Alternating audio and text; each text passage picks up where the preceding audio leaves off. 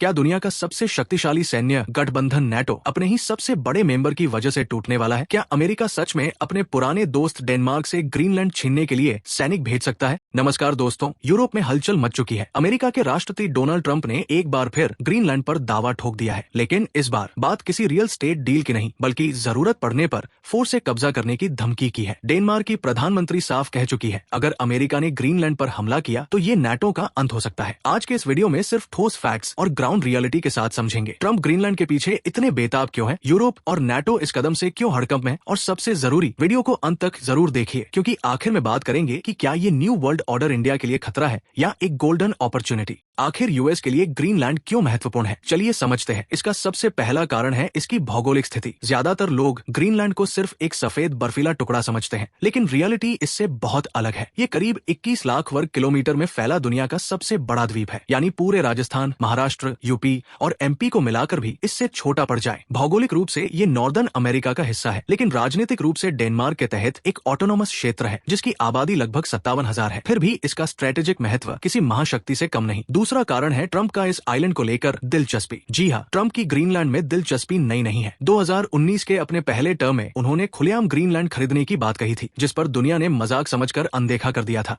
और डेनमार्क ने इस आइडिया को बेतुका कहकर खारिज कर दिया। लेकिन 2026 के शुरुआत में ही पूरा गेम बदल गया। वेनेजुएला में अमेरिकी सैन्य कार्रवाई और निकोलस मादुरो की गिरफ्तारी के बाद ट्रंप ने ग्रीनलैंड को अमेरिका की नेशनल सिक्योरिटी के लिए अनिवार्य घोषित कर दिया और साफ संकेत दिया कि अगर जरूरत पड़ी तो सैन्य विकल्प भी टेबल पर है। अब ये सिर्फ एक डील नहीं, बल्कि अमेरिकी वर्चस्व की लड़ाई बन चुकी है। तीसरा कारण है पिटुफिक स्पेस बेस, जिसे यूएस की ढाल भी समझा जाता है। ग्रीनलैंड में मौजूद पिटुफिक स्पेस बेस, जिसका पहले नाम थुले एयर बेस हुआ करता था, वो जगह है जहां से अमेरिका, रूस और संभावित दुश्मन देशों की मिसाइल लॉन्चिंग पर नजर रखता है। आर्कटिक के इस पॉइंट से यूएस मिसाइल लॉन्च को जल्दी डिटेक्ट कर सकता है, ट्रैजेक्टरी ट्रैक कर सकता है और डिफेंस सिस्टम एक्टिवेट कर सकता है। यानी ये अमेरिका की मिसाइल चेतावनी प्रणाली का अहम हिस्सा है। क्योंकि डेनमार्क नाटो का फाउंडिंग मेंबर है, ग्रीनलैंड भी नाटो की सिक्योरिटी छतरी के नीचे आता है, और यही चीज इस टकराव को और विस्फोटक बनाती है। चौथा कारण है यहाँ मौजूद रेयर अर्थ मिनरल्स। ग्रीनलैंड के अंदर छिपा है वो खजाना जो अगले 50 साल की टेक्नोलॉजी को कंट्रोल करेगा। रेयर अर्थ मिनरल्स, इन्हीं से बनते हैं smartphone, EV battery, fighter jets, missile system और हाई एंड चिप्स। आज दुनिया के लगभग 90% रेयर अर्थ मिनरल्स का प्रोसेसिंग और रिफाइनिंग पर चीन का कंट्रोल है, और यही वजह है कि अमेरिका ग्रीनलैंड के जरिए इस डिपेंडेंसी को तोड़ना चाहता है। सीधी भाषा में कहें तो जो ग्रीनलैंड के रेयर मिनरल्स को कंट्रोल करेगा, वही कल की एआई, डिफेंस और ईवी इकोनॉमी को कंट्रोल करेगा। पांचवा कारण है पिघलते बर्फ के कारण नए जलमार्ग का खुलना। ग्लोबल वार्मिंग की वजह से आर्कटिक की बर्फ पिघल रही है और नए शिपिंग रूट्स खुल रहे हैं, जो एशिया से यूरोप तक का रास्ता हफ्तों छोटा कर देंगे। जो भी देश ग्रीनलैंड और इन रूट्स को कंट्रोल करेगा, वो फ्यूचर ग्लोबल ट्रेड का गेटकीपर बनेगा, और यही चीज अमेरिका, रूस और चीन तीनों को इस क्षेत्र की तरफ दौड़ा रही है। लेकिन असली धमाका अब शुरू होता है, क्योंकि ग्रीनलैंड खुद अमेरिका का हिस्सा बनना ही नहीं चाहत। चलिए जानते हैं क्यों। अभी कुछ दिन पहले ही ट्रंप ने साफ कह दिया कि ग्रीनलैंड अब अमेरिका के लिए ऑप्शन नहीं, जरूरत है, और उन्होंने बल प्रयोग की संभावना से स्पष्ट रूप से मना करने से इनकार किया। इसके जवाब में डेनमार्क की पीएम मेटे फ्रेडरिक्सन ने चेतावनी दी कि ग्रीनलैंड पर कोई भी अमेरिकी सैन्य कदम नाटो के अंत की शुरुआत हो सकता है। तनाव इतना बढ़ चुका है कि डेनमार्क ने पुराने defence rules shoot first and ask questions letter को एक्टिवेट किया है, जिसके तहत ग्रीनलैंड में तैनात सैनिक बिना आदेश का इंतजार किए विदेशी हमले की स्थिति में तुरंत फायर कर सकते हैं। यानी जमीन पर भी हालात नाजुक है। दूसरी तरफ ग्रीनलैंड की राजनीतिक पार्टियां एकजुट होकर कह रही है, हम अमेरिकी नहीं बनना चाहते, ग्रीनलैंड ग्रीनलैंडर्स का है। ट्रंप टीम रिपोर्टेडली ऐसी स्ट्रैटेजी पर विचार कर रही है जिसमें ग्रीनलैंड के लोगों को डेनमार्क से अलग होने के सपोर्ट में कैश ऑफर या फ्री एसोसिएशन मॉडल दिया जा सके, जिससे लोकल पब्लिक को सीधे टारगेट किया जाए। यूरोपीय यूनियन इसे संप्रभुता पर हमला मान रही है, जबकि अमेरिका ने इस पूरे ऑपरेशन के लिए स्पेशल एनवॉय नियुक्त कर इसे टॉप प्रायोरिटी प्रोजेक्ट बना दिया है। लेकिन सवाल ये है, क्या अमेरिका अपने ही दोस्त पर दबाव डालकर नेटो को खुद अपने हाथों से तोड़ देगा? ट्रंप का तर्क साफ है, अगर अमेरिका ने ग्रीनलैंड पर डायरेक्ट कंट्रोल नहीं लिया तो रूस और चीन आर्कटिक के नए गेटकीपर बन जाएंगे और यूएस अपनी स्ट्रेटेजिक बढ़त खो देगा। नेटो का आर्टिकल 5 कहता है, एक सदस्य पर हमला सब पर हमला। लेकिन अगर हमला करने वाला खुद नेटो का सबसे ताकतवर देश हो, जो इस गठबंधन के लगभग 70% रक्षा बजट का बोझ उठाता है, तो क्या बाकी देश उसके खिलाफ खड़े हो पाएंगे या चुप रहेंगे? इसी वजह से ये विवाद नेटो के अस्तित्व पर ही सवाल खड़ा कर देता है। अगर अमेरिका अपने ही साथी डेनमार्क की संप्रभुता को चैलेंज करता है, तो सबसे ज्यादा फायदा किसको होगा? तो इसका जवाब है रशिया और चाइना। जी हाँ, आपने सही सुना है, अगर नेटो कमजोर होता है या टूटता है, तो इसका सबसे बड़ा फायदा रशिया और चाइना को होगा। व्लादिमीर पुतिन पिछले 2 दशकों से नाटो को कमजोर करने की कोशिश कर रहे हैं। ट्रंप की धमकी ने वो काम कर दिया जो पुतिन नहीं कर सके। व्लादिमीर पुतिन जो नाटो में दरार देखकर यूक्रेन और यूरोप पर अपने दबाव को बढ़ा सकते हैं। चीन जो ताइवान और साउथ चाइना सी में और आक्रामक हो सकता है, क्योंकि अमेरिका की फोकस अपने ही सहयोगियों के साथ टकराव में फंस जाएगी। ग्रीनलैंड के रेयर मिनरल्स और आर्कटिक कंट्रोल की रेस असल में फ्यूचर की green economy, AI chips, fighter jets और ईवीज की सप्लाई चेन पर कब्जे की रेस है। जिस दिन किसी एक महाशक्ति का इस पर मोनोपोली हो गई, उसी दिन से वो दुनिया की टेक और डिफेंस इंडस्ट्री की धड़कन कंट्रोल करेगा। वही जर्मनी और फ्रांस जैसे यूरोपीय देश पहले से ज्यादा फोकस अपनी इंडिपेंडेंट मिलिट्री ऑटोमी की बात कर रहे हैं, ताकि सुरक्षा के लिए सिर्फ वॉशिंगटन पर निर्भर न रहना पड़े। अब सबसे महत्वपूर्ण सवाल, भारत के लिए इस पूरे संकट का क्या मतलब है? क्या भारत इसे चेतावनी के रूप में देखेगा या अवसर के तौर पर? भारत 2013 से आर्कटिक काउंसिल में ऑब्जर्वर है और नॉर्वे के स्वलबार्ड क्षेत्र में अपना शोध स्टेशन हिमाद्री चला रहा है, जो अब पूरे साल ऑपरेशनल रहने की दिशा में बढ़ रहा है। यानी आर्कटिक में होने वाली हर सैन्य और राजनीतिक हलचल का असर सीधे भारत के रिसर्च, क्लाइमेट और लंबे समय में स्ट्रेटेजिक इंटरेस्ट पर पड़ेगा। अगर अमेरिका अपने ही नाटो पार्टनर डेनमार्क पर इतना प्रेशर डालता है तो सवाल उठता है, क्वाड जैसे गठबंधन जिसमें भारत, US, जापान, ऑस्ट्रेलिया है, कल को अगर अमेरिका अपनी जरूरत के लिए रूल्स तोड़ दे तो क्या भारत उस पर पूरी तरह भरोसा कर पाएगा? इकोनॉमी की बात करें तो भारत अपनी डिफेंस सिस्टम, इलेक्ट्रिक वाहनों